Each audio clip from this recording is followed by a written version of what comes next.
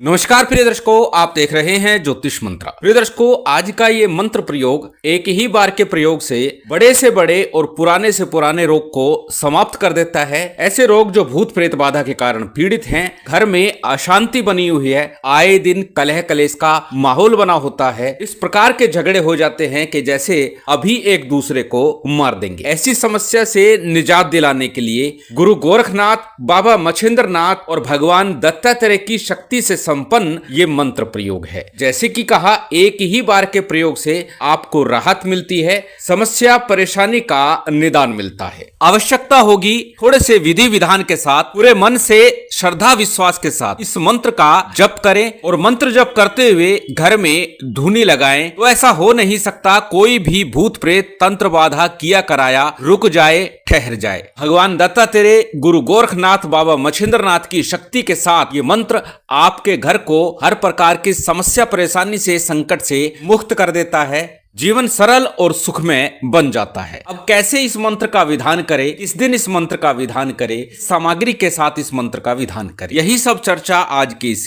Video में है। प्रिय दर्शकों, आज का ये मंत्र साबर मंत्र है। नाथ परंपरा से ये साबर मंत्र आते हैं और इनमें ज्यादा विधि विधान की आवश्यकता नहीं होती। आवश्यकता होती है पूर्ण मनोयोग के साथ मंत्र का जप किया जाए, इष्ट पर, गुरु पर पूर्ण श्रद्धा रखी जाए तो निश्चित आपको आपकी समस्या का हल मिलता है। यदि बात करें विधि विधान की, तो सबसे पहले बात करेंगे सामग्री की। सभी सामग्री आपकी स्क्रीन पर लिखी हुई है। सामान्य पूजन सामग्री, जिसमें अक्षत, पुष्प, धूप, दीप, नैवेद्य, फल फूल, मिष्ठान, इसके साथ में मुख्य रूप से भोग, और भोग चूरमे का हो, रोट जिसे कहा जाता है, वो भोग आपको लेना है। रोट कैसे बनता है वो भी लिखित रूप में आपको दे दिया जाएगा। पूर्व में एक वीडियो हुना चेतन कैसे करें, उसमें भी रोट बनाने की विधि बताई गई है, उस विधि से आप कर सकते हैं, अन्यथा इस वीडियो में भी लिखित रूप में आपको दे दिया जाएगा। इसके अतिरिक्त आसन और माला की बात करें, संभव हो पीले अथवा गेरे हुए वस्त्र हो, श्वेत वस्त्र हो, साफ स्वच्छ वस्त्र हो, काले नीले रंग के वस्त्र ना हो। माला रुद्राक्ष की हो जो कि चैतन्य हो, प्राण प्रतिष्ठित हो। प्राण प्रतिष्ठा विधि साबर मंत्रों के द्वारा कैसे की जाए, इस विषय पर वीडियो दे चुका हूं, उस वीडियो को देख सकते हैं। माला को, यंत्र को, तावीज को, रत्नों को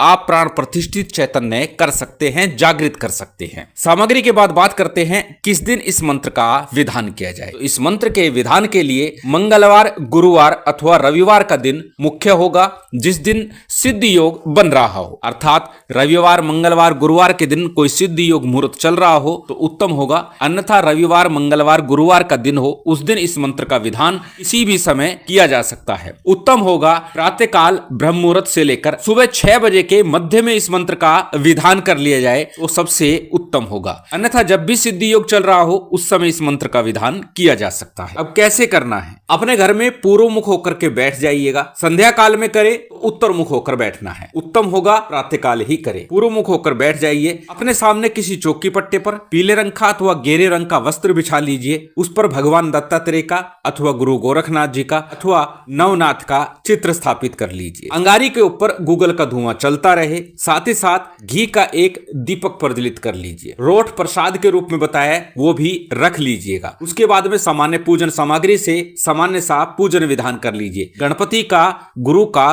कुलदेव, पितृदेव, स्थान देव, इन पंचदेवों का आपका सामान्य सा पूजन विधान करना है। उसके साथ ही नवनाथ का पूजन करना है, भगवान दत्तात्रेय का पूजन करना है, और साथ ही साथ भैरव जी का भी सामान्य पूजन विधान कर लीजिए। इष्ट का ध्यान पूजन भी अवश्य कीजिएगा, क्योंकि जैसे मैंने आरंभ में कहा, जब मंत्र जाप करें तो इष्ट पर और अपने गुरु पर पूर्ण श्रद्धा रखें, इसलिए इष्ट का ध्यान भी अवश्य करना चाहिए। उनसे विनती, निवेदन, प्रार्थना करनी चाहिए कि जिस प्रयोग को करने जा रहा हूं वह सफल हो, सिद्ध हो, पूर्ण हो। पूजन करने के बाद सबसे पहले गणपति और गुरु मंत्र का यथासंभव यथाशक्ति जप कीजिए। उत्तम होगा एक एक माला जप करें, अन्यथा 11-21 बार करेंगे तो भी आपको लाभ मिलेगा। गणपति मंत्र के रूप में ओम गंग गणपति नमः, ओम गणेशाय नमः, ओम वक्रतुंडाय नमः, कोई भी एक गणपति मंत्र जप सकते हैं जिसे आप सहजता सरलता से बोल सके, जप सके। बात करें गुरु मंत्र की, यदि आपने गुरु दीक्षा ली है तो अपने गुरु मंत्र का ही जप कीजिएगा, अन्यथा भगवान शिव या गुरु गोरखनाथ जी को ही हाजिर नाजिर मानकर, उनको गुरु जान करके, उनको गुरु मान करके करके उनके मंत्रों का जप कर लीजिए। ओम नमः शिवाय का अथवा ओम गुरु गोरक्षनाथाय नमः, इन मंत्रों का जप कर सकते हैं गुरु मंत्र के रूप में। बात करें आज के मंत्र की, यह भी अत्यंत सरल है। मंत्र जाप से पूर्व मंत्र को पहले अच्छे से कंठस्थ करना, परंतु जब जब साबर मंत्रों की बात हो तो साबर सिद्धि मंत्र के लिए भी मैं अक्सर बोलता हूँ कि 11 बार साबर सिद्धि मंत्र का जप करें तो मंत्र साधना में सफलता शीघ्र प्राप्त होती है। साबर सिद्धि मंत्र आपकी स्क्रीन पर एक बार पुनः दिखा रहा हूँ, इसका भी 11 बार जप करेंगे तो उत्तम होगा। साबर सिद्धि मंत्र को भी एक बार बोल करके बता देता हूँ। गुरु सठ गुरु है वीर, गुरु साहब सुमरी बड़ी भांत, सिंगी टोरो बन कहू मन नाऊ करतार, सकल गुरु की हर भजे घट्ट पकर उठ जाग, चेत संहार श्री परमहंस। ये साबर सिद्धि मंत्र है, इसका 11 बार जप ही पर्याप्त होता है। बात करें आज के मंत्र की, अत्यंत सरल है, छोटा ही मंत्र है, ज्यादा विस्तारित नहीं है, परंतु फिर कहूंगा पहले मंत्र को अच्छे से कंठस्थ कीजिएगा, याद कीजिएगा, उसके बाद ही साधना में रत होइएगा। जब मंत्र अच्छे से कंठस्थ होता है, याद होता है, तो एक तो त्रुटि होने का भय नहीं रहता, दूसरा पूर्ण मन लगता है,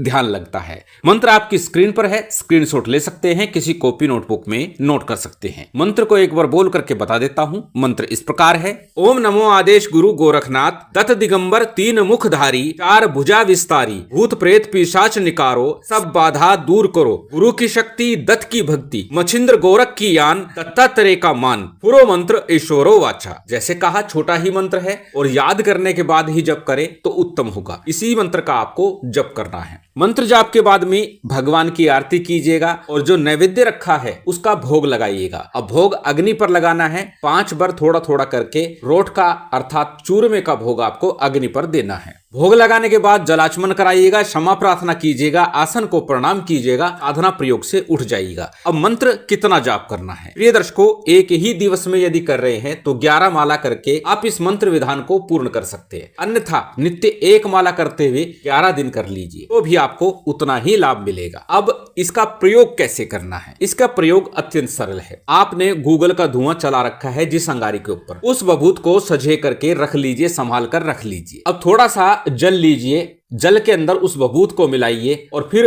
पुनः इस मंत्र का 21 बार उच्चारण कीजिए और मंत्र बोलते हुए अपने घर में, प्रतिष्ठान में, व्यापार स्थल पर या फिर जिस व्यक्ति को भूत प्रेत तंत्र बाधा है उसके ऊपर जल छिड़क दीजिए और उस व्यक्ति को थोड़ा पिला दीजिए। इतने प्रयोग से ही भूत प्रेत बाधा का अंत हो जाता है। मोरपंखी से अथवा चाकू से इस मंत्र के द्वारा भूत प्रेत ग्रसित व्यक्ति को झाड़ा भी लगाया जा सकता है, उससे भी रोग का निदान हो जाता है। तो जैसी व्यवस्था आपके पास बन जाए उसके अनुसार मंत्र का प्रयोग कर लीजिएगा। यदि व्यक्ति दूर है तो भभूत पर इस मंत्र को बोल करके दे दीजिए, फिर भभूत का वो सेवन करे, मस्तक पर थोड़ा तिलक करे तो भूत बाधा से, तंत्र बाधा से मुक्ति मिल जाती है। यदि सामने ही है तो उसे बैठा करके झाड़ा लगाइए, साथ ही साथ भभूत भी दे दीजिए, तो भी लाभ पूर्ण रूप से प्राप्त होगा। अत्यंत सरल, अत्यंत प्रभावी ये मंत्र प्रयोग है और निश्चित भूत प्रेत तंत्र बाधा से मुक्त करता है प्रथम बार के प्रयोग से ही। शिव शक्ति की विशेष कृपा आप सभी को प्राप्त हो, यही कामना है। उम्मीद करता हूँ आज की ये जानकारी, ये वीडियो आपको अच्छी लगी होगी। यदि अच्छी लगी हो तो कृपया लाइक कीजिएगा, शेयर कीजिएगा। यदि चैनल पर नए हैं तो सब्सक्राइब कर बेल आइकन बटन दबा दीजिएगा। जय माता दी, जय श्री राम।